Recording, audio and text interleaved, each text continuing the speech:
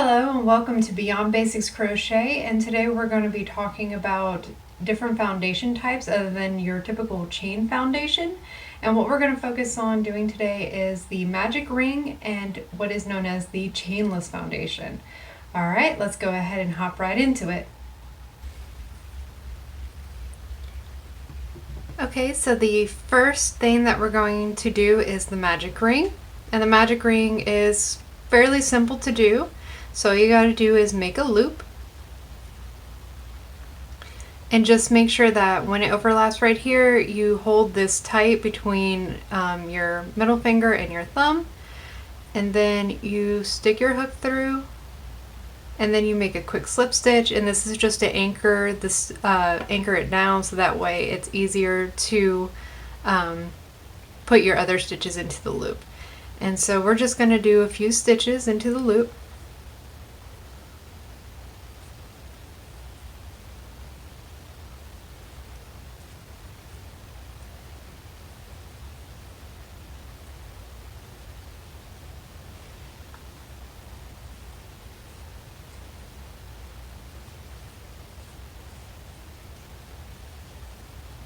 Alright, and once you get the number of stitches that you need, you just pull the tail right here, you pull it, and it closes the center. And this is good, the magic ring is good for any project that requires the center to be closed. So anything that requires like stuffing or just for aesthetic reasons, you might want to have this center closed off. And so the next thing you can do is that in the first stitch that you made, just go ahead and you can either do it like you normally would with any project, just do a slip stitch and then make a chain and then just continue on like normal and put stitches in every stitch. So like that.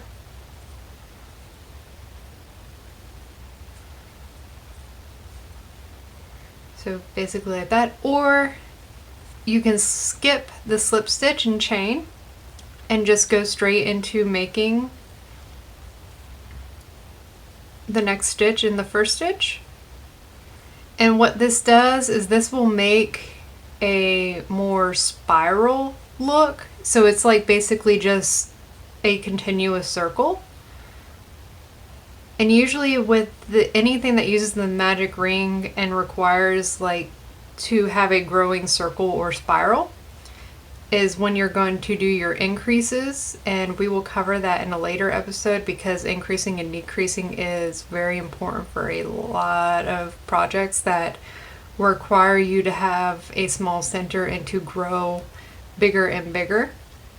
And usually you do that with anything that usually requires stuffing, so like a stuffed animal or something of that nature.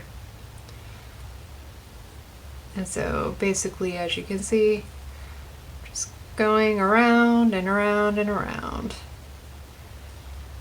And so basically it's going to look like this. And the biggest thing about spirals or the spiral type like this is it can be hard to distinguish the rows. So usually what I do is I mark the end of each row. So whenever I do the last stitch of each row, I usually mark it with the safety pin, or you can use the special marking pins that you can buy specifically for crocheting. That's also good for magic rings as well. And if you're ever unraveling your magic ring, one thing that you do need to be careful of is that when you're unraveling it, that it can get knotted. So just be careful of that so that way you don't put a knot in your yarn. Alright, for the next we're going to do the chainless foundation. And the chainless foundation is probably my favorite. It's it's simple.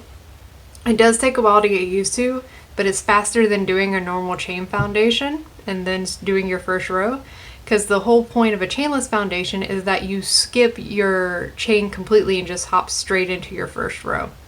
And so you start off like you would normally. You make a loop,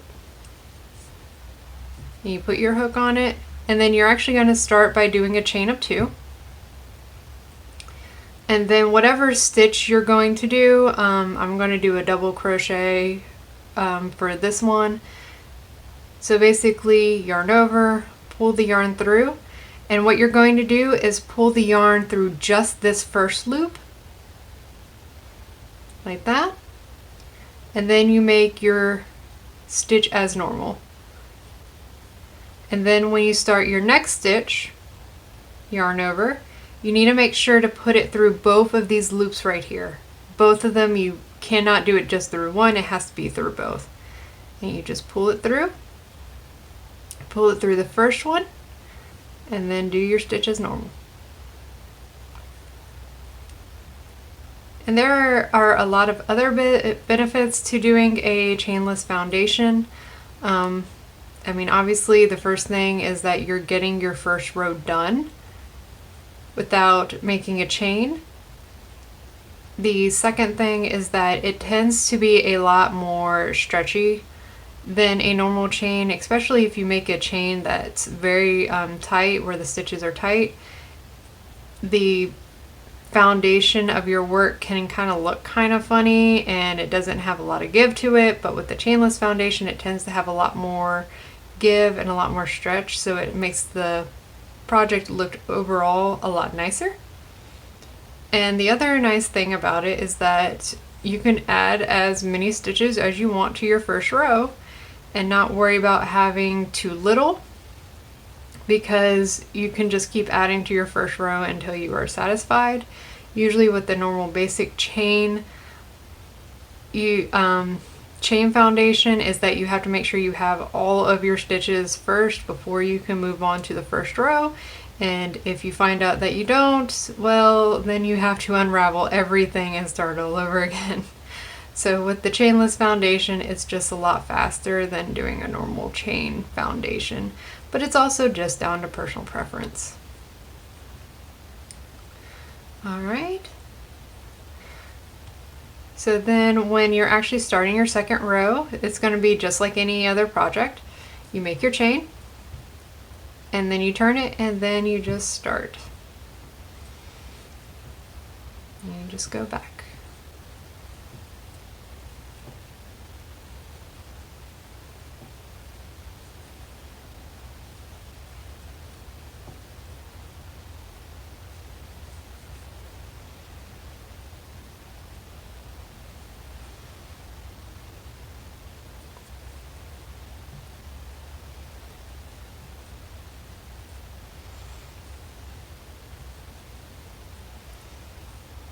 Just gonna go ahead and finish it up.